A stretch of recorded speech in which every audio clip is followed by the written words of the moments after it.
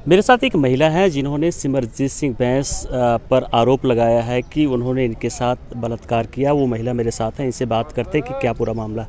Ma'am, क्या मामला है और जो आपने आरोप लगाया इसमें कितनी सच्चाई है?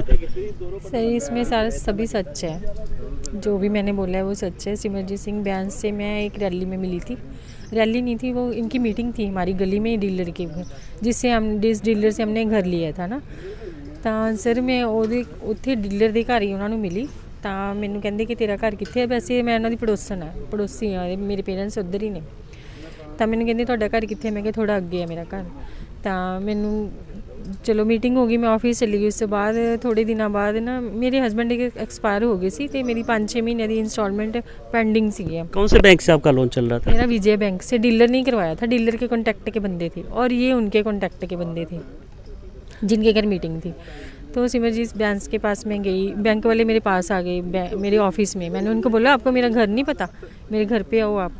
तो बोले कि नहीं मैम हमें घर नहीं पता। मैं क्या आपको मेरे ऑफिस का कैसे पता चला? और स्टाफ के सामने बोलने लगे ਤੁਹਾਡੇ ਤਾਂ ਭਾਂਡੇ ਚੱਕ ਕੇ ਬਾਹਰ ਮਾਰਾਂਗੇ ਅਸੀਂ। ਤਾਂ ਮੈਂ ਕਿਹਾ ਕੋਈ ਗੱਲ ਨਹੀਂ। किसने बात बोली थी? ਇਹ ਬੈਂਕ ਵਾਲੋਂ ਨੇ। ਬੈਂਕ ਵਾਲਿਆਂ ਨੇ ਬੋਲਿਆ ਕਿ ਤੁਹਾਡੇ ਭਾਂਡੇ ਚੱਕ ਕੇ ਬਾਹਰ ਮਾਰਾਂਗੇ ਮੈਡਮ ਅਸੀਂ, ਤੇ ਤੁਸੀਂ ਜੇ ਨਾ ਤੁਸੀਂ ਸਾਨੂੰ ਅਸੀਂ ਪੋਜੈਸ਼ਨ ਲੈਟਰ ਭੇਜਤੀ ਆ, ਉਹ ਤੋਂ ਬਾਅਦ ਪੋਜੈਸ਼ਨ ਲੈਟਰ ਆਈ ਆ, ਕਹਿੰਦੇ ਤੁਸੀਂ ਸਾਨੂੰ ਸਰੈਂਡਰ ਕਰ ਦਿਓ। ਤਾਂ ਮੈਂ ਸਿਮਰਜੀਤ ਸਿੰਘ ਬੈਂਸ ਇਹਨਾਂ ਦੇ ਘਰ ਆਈ ਸੀ, ਤੇ ਮੈਨੂੰ ਇਹ ਸੀ ਕਿ ਡੀਲਰ ਦੇ ਕੰਟੈਕਟ 'ਚ ਨੇ, ਇਟ ਮੀਨਸ ਬ੍ਰੋਕਰ ਦੇ ਕੰਟੈਕਟ 'ਚ ਵੀ ਹੋਣਗੇ। ਮੈਂ ਉਹਨਾਂ ਕੋਲ ਗਈ, ਮੈਂ ਕਿਹਾ ਕਿ ਮੈਨੂੰ ਬੈਂਕ ਵਾਲੇ ਇੱਦਾਂ ਕਹਿ ਰਹੇ ਨੇ ਕਿ ਤੇਰੇ ਭਾਂਡੇ ਚੱਕ ਕੇ ਬਾਹਰ ਮਾਰਾਂਗੇ।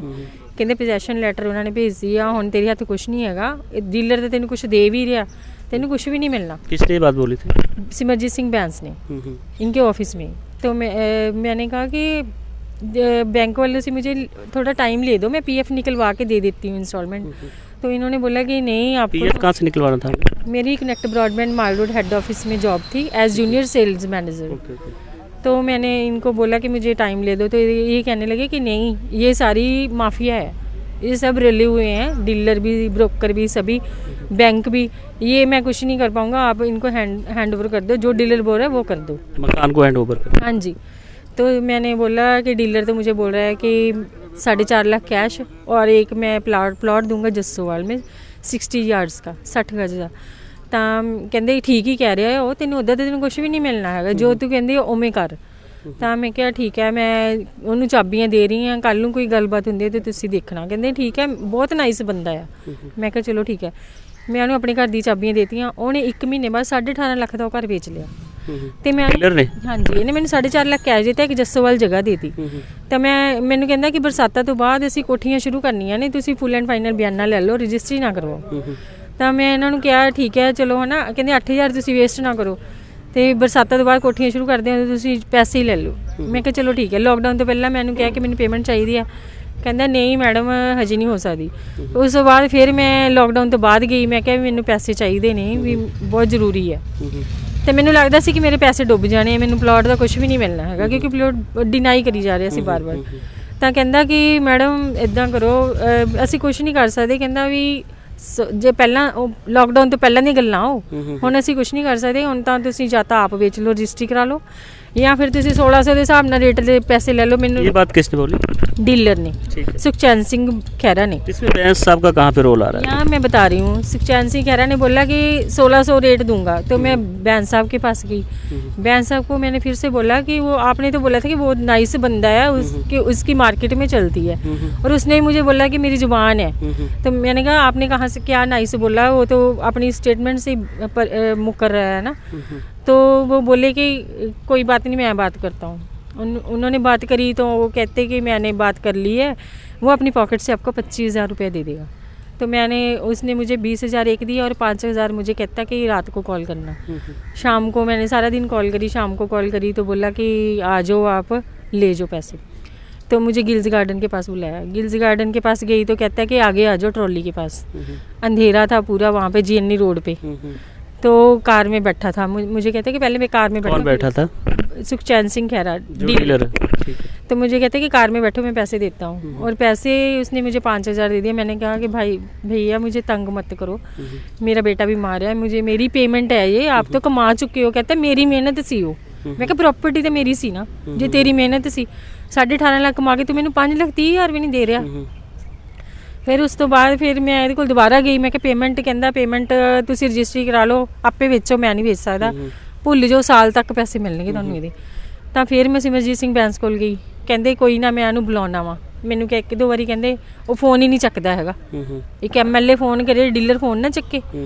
फिर मैं वापस आ गई, फिर दोबारा गई तो मैनू कहते कि पहला कहते मेरे कैबिन च कहते उधर रूम च बैठ। जिन्नी बारी भी मैं गई देखो मैंने इन्हें रूम च ही बिठाया, मेरे को मैसेजेस है।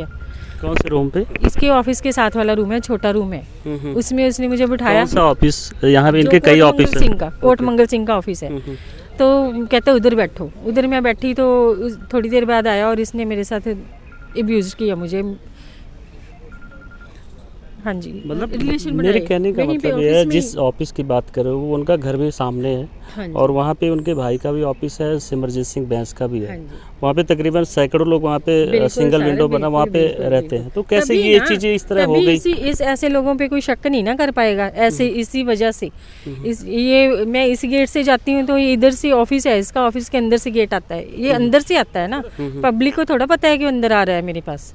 जी मैम, कितनी पुरानी बात है? सर ये है अगस्त से स्टार्ट है ये काम, लॉकडाउन के बाद की बात है।